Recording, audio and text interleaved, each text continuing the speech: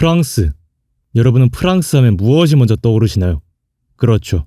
수도 파리가 먼저 떠오르실 겁니다. 그럼 파리 하면 뭐가 떠오르시나요? 양궁, 펜싱, 탁구? 저도 이번에 경기 정말 재밌게 봤습니다만 여기는 축구 채널이기 때문에 축구적으로 가야겠죠? 네, 바로 이제는 명실상부 프랑스의 대표 클럽인 파리 생제르맹이 떠오르실 겁니다. 그럼 파리 생제르맹 하면 어떤 선수가 떠오르시나요? 현재 프랑스 축구의 에이스이자 팀의 상징이었던 음바페가 떠나갔으니 한국 사람이라면 당연하게도 애정하고 대견하고 기특해하는 우리들의 골든보이 이강인 선수입니다. 지난 시즌 리그 적응 기간 감독 전술 적응 등등 이런저런 이유들로 붙박이 주전까지는 아니었는데 이번 프리시즌 비록 2경기밖에 안 했지만 계속 선발로 나오면서 올 시즌 주전일 것 같은데 하는 느낌을 아주 강하게 줬습니다. 그런데 이 기대에 박차를 가하며 2-4-25 시즌 리그앙 개막전에서 무려 개막골 파리 생제르맹의 첫 골을 기록했습니다. 한국인으로서 기성용 선수 이후 10년 만에 개막전 골을 기록한 이 기쁨을 37,500% 만끽하고자 이강인 선수가 어떻게 득점을 기록할 수 있었는지 르아브르전 늦은 리뷰를 통해 알아보도록 하겠습니다. 원래 보통 축구 전술을 리뷰하는 유튜버라면 파리 생제르맹의 포지션은 이렇고 전술은 이렇습니다. 하지만 저는 안 하겠습니다. 아주 핵심만 최대한 간결하게 빠르게 설명할 예정이기 때문에 A부터 Z까지 알기 원하시는 분은 다른 유튜버 컨텐츠를 보시고 그 이후에 저의 이 핵심만 찝어주는 영상을 시청해 주시면 되지 않을까 싶습니다. 이제 진짜 시작해보죠. 여러분은 이강인 선수의 득점을 어떻게 보셨나요? 저는 아주 간결하고 심플하게 스무스하게 골이 터진 걸로 봤습니다. 그래서 골이 나오자마자 뭐야 벌써? 이렇게 쉽게? 하는 생각이 먼저 들었어요. 그럼 왜? 도대체 왜 이런 생각이 들었을까? 곰곰이 다시 분석을 해봤습니다. 우선 오른쪽 풀백인 하키미가 시작하자마자 어디 있는지 보이시나요? 예, 여기 있습니다. 요즘 자주 보이는 풀백 시프트죠. 그런데 갑자기 본인이 내려가면서 에메리가 측면으로 빠져버립니다.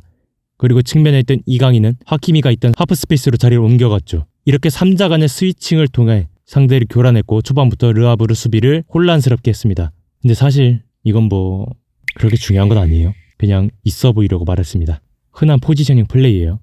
라고 했지만 사실 거짓말이고 여기서 하나 내가 축구를 잘 본다 하시는 분들은 이 수비 장면에서 특이점을 발견할 수 있을 겁니다. 바로 하키미와 에메리를 마크하는 수비수입니다. 에메리가 공을 잡았을 때 누가 따라오는지 보이시나요? 네, 왼쪽 미드필더가 따라갑니다. 에메리가 완전히 측면으로 가도 그대로 따라가서 마크를 합니다. 그런데 이렇게 수비하면 하나 단점이 생깁니다. 바로 왼쪽 풀백이 하킴이랑 이강인을 동시에 막아야 하는 상황에 놓입니다. 르아르브도 그걸 알고 있기 때문에 에메리가 전진 패스를 하는 길을 막고 스피드가 좋은 하키미를 우선 마크했죠. 그러다 이강인한테 패스가 연결되면 그때 프레싱을 가져왔는데 사실 측면으로 공이 연결되면 프레싱하는 게 르아브르 수비 컨셉이긴 합니다. 아무튼 왜 르아브르 수비는 이강인이 아닌 하키미를 우선으로 잡을까요? 바로 하키미의 스피드 때문입니다. 풀백임에도 윙포워드 포지션 소화가 가능할 만큼 공격적이고 스피드도 좋고 게다가 직선적이기 때문에 이 선수를 우선 마크하는 겁니다. 그에 반해 이강인은 직선적이지 않고 안으로 치고 들어오는 패턴을 주로 선보이다 보니 어차피 안으로 들어올 텐데 굳이 미리 가서 막을 필요가 없는 거죠. 그래서 이런 식으로 수비하다 보니 수비 간격은 하키미를 따라가다 보니 좁아질 수밖에 없고 이강인은 자신한테 공이 오지 않으면 아무런 견제도 받지 않고 프리하게 있을 수 있게 됐습니다. 그래서 파리 생제르맹은 이걸 이용해서 초반에 공격을 했습니다.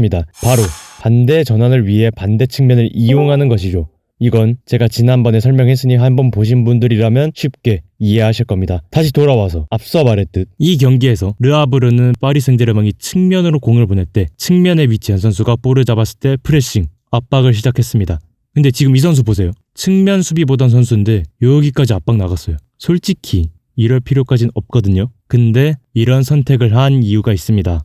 바로 아센시오랑 비티냐가 서로 동선도 겹치고 불안불안했거든요. 그래서 자칫하면 볼미스가 나거나 상대가 볼을 뺏기 적절한 타이밍이 나올 수도 있었습니다. 그래서 이때다 하고 캐츠타, 이 선수 이름이 캐츠타거든요. 바로 압박을 한 것 같아요. 근데 이 판단이 독이 됐습니다. 이걸 살려낸 아센시오가 비티냐랑 에밀이랑 패스를 주고받으면서 그냥 뚫어버렸어요.